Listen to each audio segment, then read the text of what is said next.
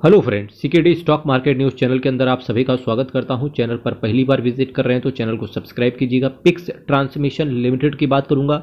Leading manufacturer है किस चीज़ के? Belts and related mechanical power transmission product in India. The company features state of the art belt manufacturing units as well as an ultra sophisticated automated rubber mixing facility. क्या आप समझ गए हैं? कोई बात नहीं, फंडामेंटल्स सबको समझ में आते हैं। फंडामेंटल्स पे चलते हैं। कंपनी का मार्केट कैप की बात करेंगे 2105 करोड़ का है, यानी कि एक तरीके से आप कह सकते हो कि एक माइक्रो कैप कैटेगरी की कंपनी है। बहुत छोटी कंपनी है। और जो भी माइक्रो कैप कैटेगरी टाइप की कंपनी होती हैं, सबसे पहले आप ये देख लेना, यहाँ से फेस वैल्यू कंपनी का 10 रुपये है, यानी कि पूरे चांसेस है स्प्लिट होने के। इसके साथ साथ अगर कंपनी के यहाँ पर करंट प्राइस की बात करेंगे 1544 का है, हाई की बात करेंगे 1731 का, जबकि शेयर मार्केट ऑलमोस्ट टूट रहा है। उसके बावजूद भी शेयर करीब करीब अपने इन्वेस्टर को 50% से ज़्यादा का रिटर्न विद इन 1 ईयर दे चुका है। बुक वैल्यू 362 का है, तो करीब करीब आपको 5 गुना महंगी कंपनी मिल रही है, ये भी बात सही है। रिटर्न ऑन कैपिटल एम्प्लॉयर 22.60% का है। रिटर्न ऑन इक्विटी 18.20% का है। यहाँ से आपको यही सीखने को मिलता है कि रिटर्न ऑन इक्विटी थोड़ा सा कम है।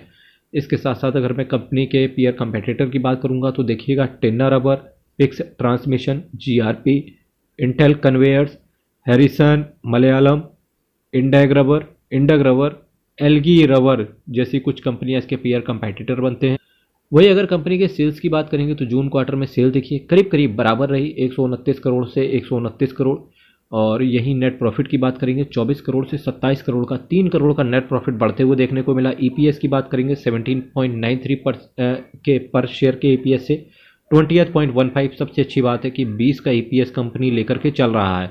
अगर कंटिन्यूटी रही तो यकीन मानना आगे चल के ये शेयर प्राइस हो सकता है 4-5 हज़ार को भी क्रॉस करे। और ये भी पॉसिबिलिटी है कि कंपनी अगर नहीं चाहेगी, शेयर प्राइस ऊपर नहीं जा रहा है, तो कंपनी स्प्लिट भी कर सकती है, क्योंकि कंपनी के पास नज़रिया है। और जब मैं नज़रिया की बात कर रहा हूँ, विद ड्यू रिस्पेक्ट, कंपनी के पास रिजर्व एंड सरप्लस पीएल के पड़ा हुआ है, जिससे कंपनी बोनस कर सकती है या स्प्लिट भी कर सकती है 479 करोड़ का। आपको पता होगा कि कंपनी बोनस केवल profit available for shareholders ही कर सकती है, यानी कि 479 करोड़ का जो ये रिजर्व एंड सरप्लस में पड़ा हुआ है, इससे कंपनी दे सकती है बोनस। और इसके साथ साथ नेट कैश फ्लो की बात करेंगे तो थोड़ा सा मार्च क्वार्टर में, पिछले 2023 की बात करेंगे तो उसके हिसाब से 2024 में जो मार्च क्वार्टर का रिजल्ट रहा 3 करोड़ का पॉजिटिव था, पर इससे पहले 21 करोड़ का था, यानी कि कंपनी 7 गुना टूट जानी चाहिए, पर कंपनी टूटी नहीं। टूटी किस वजह से नहीं होगी? रिटर्न ऑन कैपिटल एम्प्लॉयड इनका अच्छा था।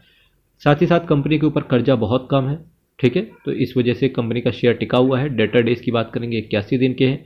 प्रोमोटर की होल्डिंग की बात करेंगे 61.82% का है। एफआईआईएस की बात करेंगे थोड़ा सा स्टेक इंक्रीज किया है। डीआईएस की बात करेंगे 5.23% है। पब्लिक की बात करेंगे 32.62% है। पब्लिक ने थोड़ा सा स्टेक खाली किया है। आप कहेंगे यार इस कंपनी के बारे में तो कभी मैंने सुना ही नहीं, पिक्स ट्रांसमिशन के बारे में। फिर एक बात बताओ, ये 32% खरीद किसने लिया? आप यकीन मानना, आपको शेयर मार्केट में बहुत सारी चीज़ें पता नहीं रही थी। मैं दिल से कह सकता हूँ आज भी कि मुझे भी बहुत सारी चीज़ें पता नहीं रही थी, पर कुछ इन्वेस्टर के बारे में आपको पता होना चाहिए, जैसे विजय खेड़िया, राकेश झुनझुनवाला सब जानते हैं, डॉली खन्ना के बारे में, आशीष कचोलिया, और एक बंदा और इसके जिसके बारे में आपको पता होना चाहिए, मुकुल अग्रवाल। ठीक है, तो मुकुल अग्रवाल के बारे में बात करेंगे तो इसके पास भी इस कंपनी के 2.42% स्टेक है, एंड शिरले पॉल 1.40% है। इसका मतलब पता है क्या है कि बहुत बड़े बड़े दिग्गज इन्वेस्टर के पास ये शेयर ऑलरेडी उनके पोर्टफोलियो में पड़ा हुआ है। और जब भी कोई, जैसे मैंने अभी आपको आशीष कोचलिया, डॉली खन्ना, इसके साथ साथ विजय खेड़िया है ना, कोरेंजू वेलियत हो गए, मुकुल अग्रवाल साहब हो गए, इनके बारे में आपको पता होना जरूरी है। पता इस वजह से भी जरूरी है क्योंकि ये शेयर ना 10-20% के लिए नहीं खरीदते हैं। जब ये खरीदते हैं तो शेयर मतलब कम से कम 2-4-6 गुना जाना ही चाहिए। उससे कम जाए तो इन्हें पसंद नहीं आता है। तो जनरली आप इनको ट्रैक कीजिए, फॉलो कीजिए। इस वजह से फॉलो करना है कि ब्लाइंडली इन्वेस्ट नहीं करना है, जो वो खरीद रहे हैं आप वही भी खरीद लो जाके। आप ये देखो कि वो क्या देखते हैं एक कंपनी के अंदर जिसकी वजह से वो शेयर प्राइस उतना ऊपर जाता है। तो बस वो आपको फंडामेंटल उनको सीखना है।